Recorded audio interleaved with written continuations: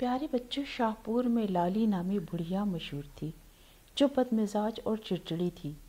लाली हर वक्त बोसीता लिबास पहने एक कच्चे घर में अकेली रहती थी, जहाँ उसने सब्जियाँ लगा रखी थीं जिन्हें वो बाजार में बेच देती थी।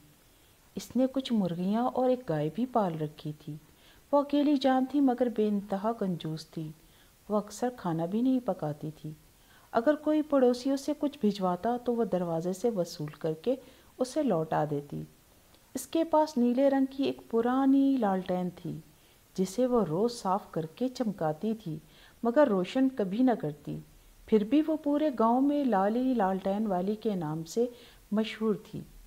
एक दिन लाली का पड़ोसी इसके पास आया और बोला, मेरी माँ बीमार है, मेरे पास दवा के पैसे नहीं हैं। अगर पैसे दे दो तो तुम्हारी मेहरबानी, वरना कुछ अंडे ही दे दो। लाली गुस्से से बोली, मेरी मुर्गियाँ अब अंडे नहीं देती। पड़ोसी अंडों की टोकरी की तरफ इशारा करके बोला, अम्मा झूठ तो ना बोलो, वो सामने इतने अंडे रखे हैं। लाली हड़बड़ा कर बोली, ये तो पुराने अंडे हैं, चलो 2 अंडे ले लो। इसने नौजवान पड़ोसी को 2 अंडे दे दिए और वो बुड़बुड़ाता हुआ चला गया। एक दिन लाली अपने कमरे में रुपए गिन रही थी कि दरवाजे पर दस्तक हुई और होती ही चली गई। लाली ने तमाम रुपए बक्स में रखकर